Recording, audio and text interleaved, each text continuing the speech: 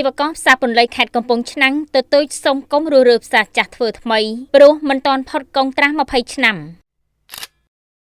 ក្រុមអាជីវករជាង200តោមនៅផ្សារពន្លៃស្រុកបរិបូរខេត្តកំពង់ឆ្នាំងបានធ្វើការតវ៉ាជំទាស់នឹងគម្រោងរបស់អាជ្ញាធរមូលដ្ឋានដែលមានបំណងរើផ្សារចាស់ដើម្បីសាងសង់ផ្សារថ្មីដោយសំអាងថាកុងត្រាអាជីវកម្មរបស់ពួកគេនៅសាររយៈពេលដល់ទៅ20ឆ្នាំទៀតទើបផុតអាណត្តិ50ឆ្នាំឥឡូវទៅបាន30ឆ្នាំទេនៅ20ឆ្នាំទៀតឥឡូវគាត់ចង់រើរស់តែខ្ញុំសំណូមពរខ្ញុំអត់ចង់ឲ្យរើទេព្រោះឥឡូវពិបាកណាស់ជីវករក្នុងផ្សារ30ឆ្នាំនៅ20ឆ្នាំទៀតអញ្ចឹងបានពួកខ្ញុំនឹងមិនអស់ចិត្តមិនអស់ចិត្តនឹងកិច្ចសន្យានឹងវាអត់ការផ្លឹកម្ដងនៅច្រើនពេកដល់ច្រើនពេកជីវករអន់ថយយ៉ាងនេះផ្សារនៅរឹងមាំហើយជីវភាពរកស៊ីកំពុងធ្លាក់ចុះក្រុមអាជីវករបានលើកឡើងស្រដៀងគ្នាថាអគារផ្សារបច្ចុប្បន្ននៅមានសភាពរឹងមាំល្អមិនទាន់ទ្រុឌទ្រោមដែលអាចបន្តលក់ដូរបានជាធម្មតាពួកគេយល់ថាគ្រាន់តែរៀបចំប្រព័ន្ធលូដើម្បីរំដោះទឹកជំនន់នារដូវវស្សាគឺគ្រប់គ្រាន់ហើយដោយពុំចាំបាច់រុះរើធ្វើផ្សារថ្មីឡើយអាជីវករបានសំអាងថាតូបនីមួយៗមានកុងត្រាជាមួយអាជ្ញាធរពាក់ព័ន្ធរយៈពេល50ឆ្នាំហើយបច្ចុប្បន្ននៅសល់20ឆ្នាំទៀតទើបផុតកុងត្រាពួកគាត់បានលើកឡើងថាសេដ្ឋកិច្ចបច្ចុប្បន្នកំពុងតែធ្លាក់ចុះហើយការរកស៊ីមានភាពតឹងតែងខ្លាំងណាស់ដូច្នេះពួកគាត់មិនមានលទ្ធភាពគ្រប់គ្រាន់ក្នុងការទិញតូបថ្មីនិងត្រូវចំណាយពេលផ្អាកការលក់ដូរយ៉ាងតិច1ឆ្នាំអំឡុងពេលសាងសង់នោះទេរាល់ថ្ងៃលក់ដូរអត់ដាច់ទេបងហើយគាត់ចង់រើផ្សារ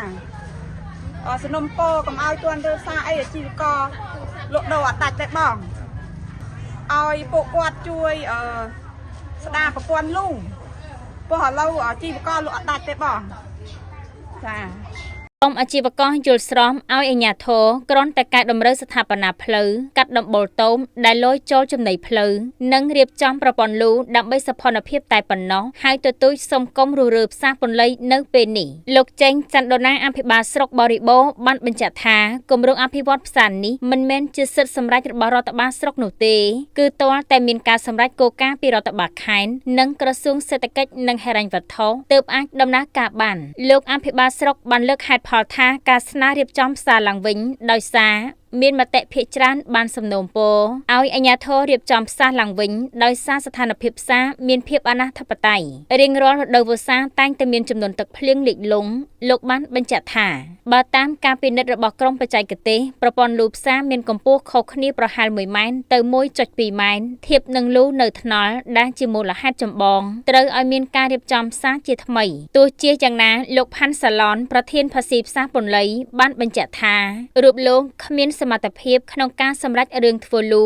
ឬសាងសង់ផ្សារថ្មីនោះទេគឺប្រគល់សិទ្ធិឲ្យទៅអាជ្ញាធរស្រុងនិងភាគីពាក់ព័ន្ធជាអ្នកចាត់ចែងបន្តទោះបីជាមានការពន្យល់ពីអាជ្ញាធរយ៉ាងណាក៏ដោយក្រុមអាជីវករនៅតែទទូចសំណូមពរដល់អាជ្ញាធរពាក់ព័ន្ធថ្នាក់ខេត្តនិងថ្នាក់ក្រសួងសូមមេត្តាចុះមកពិនិត្យជាក់ស្ដែងពីស្ថានភាពជីវភាពនៅជុំវិញផ្សារដោយក្តីអនុគ្រោះកុំឲ្យមានការរើផ្សារចាស់ចេញនិងអនុញ្ញាតឲ្យពួកគាត់បានលក់ដូរបន្តរហូតដល់ផុតកុងត្រា